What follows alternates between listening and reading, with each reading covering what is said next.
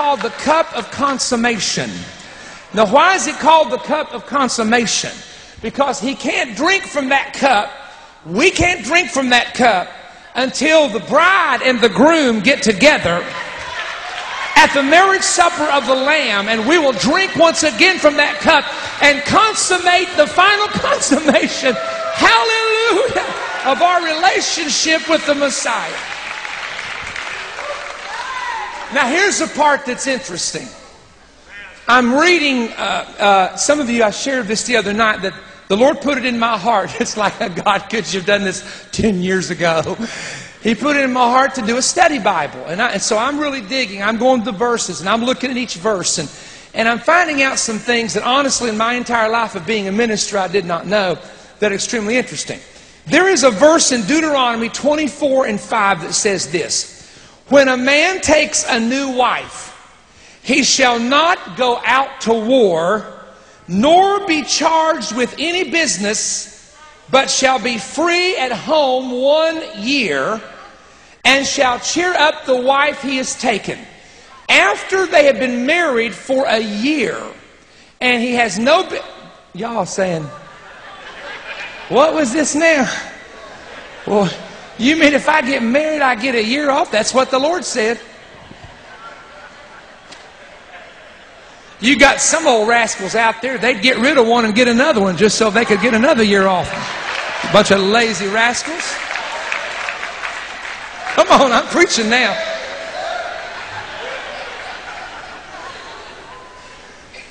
All right, now here's what's interesting. They can't go to war during the year. They have to wait till the year's up because he has to cheer up his wife for 1 year. There's no... Now, I believe... Now, you got to go back to the 7 days. Remember, there were 6 days, right? Why is it in the book of Revelation, the seventh angel, it's done. Number 7, it is finished. Because in the 6 years of heaven, we go all the way up to the destruction of Mystery Babylon, which happens on the 6th year. The 7th year of the tribulation, all hell is breaking out on the earth. But in heaven, on the 7th year, wait a minute, 7 is the Shabbat. It's the day of rest. We will have been in heaven 6 years, but the moment we step into that marriage supper, you ready for this, y'all? It's 1 year long. It's a year long. The pattern is laid in Deuteronomy. He that takes a new wife cannot work or go to war. You got to understand why it's a year long. Because Jesus comes back with the armies of heaven and we're in war. Read after the marriage supper. That's when we come back to the earth and we're battling. He battles the Antichrist and we are coming back as the army of heaven. So you can't go to war unless you've taken a year with your bride to cheer her up. Hey, now I want you to imagine getting to eat a year.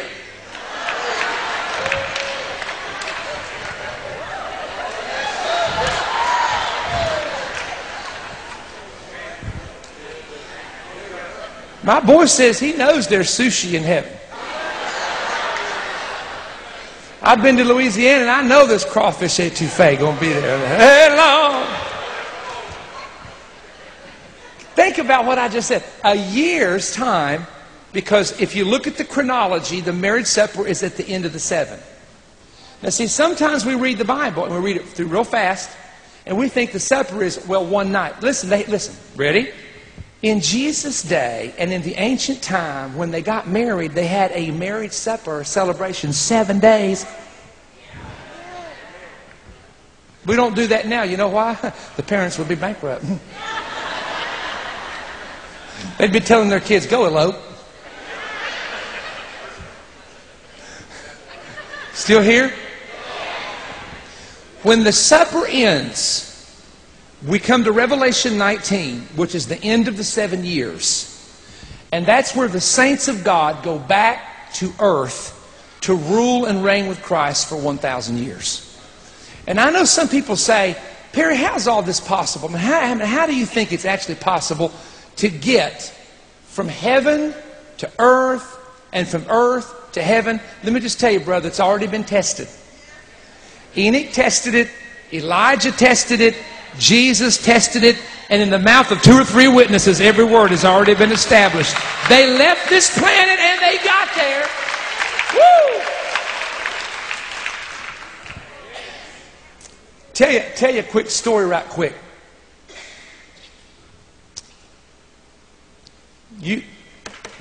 I have a missionary friend of mine that knows the son of this man. He was the one that told me the story. There was a missionary that spent over 50 years overseas. He never even came back to the States. He had raised his children there. In fact, his wife died there. And he got to be so kind of old and feeble that he just couldn't do it anymore. So they asked him, said, "Daddy, let's go back to the States. We can take care of you better there." And they went by boat. They came back to the port. The captain on the ship said, "Ladies and gentlemen, there's a very well-known, world-renowned movie star that's on this boat, and they have a press conference for her, and we're going to have to let her off the boat. We're going to ask everyone else to remain on the ship till we give you the signal to go." So the old missionary and his son came to the deck and watched, and there they were. There's thousands of people, press people, people flashing bulbs, holding on to every word she was saying. He looked, waited. The old man was so tired, he just said, "Daddy, we'll just get off last if you don't mind. We'll just sit up here and we'll wait." And they did. When they finally got off that boat, the son looked around, and there wasn't one press person, and there wasn't one reporter, and there wasn't even any church people. And he got very upset. And he said these words. He said, "This is absolutely not fair. Here is someone that just makes movies, and they get this welcome. You go on the mission fields for 50 years. Mama dies there. You almost died there a couple times. You give your whole life to feeding and taking care of poor people. And there should at least be a huge welcoming committee here, Dad, welcoming you back. You've come all the way home, and there's nobody here to greet you."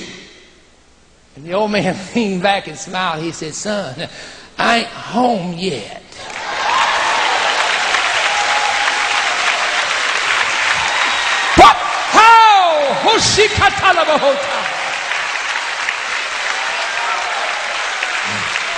Well, the earth doesn't like me. That's okay, because I'm not home yet. I don't get along with people down here. That's all right. I'm not home yet. The world's getting worldlier, and the church is getting holier, and some of the church is getting to be a bunch of hypocrites. I know that, but I'm not home yet. I've come by to tell you we're not home yet. God, the best is yet to come for those who believe God. Hallelujah.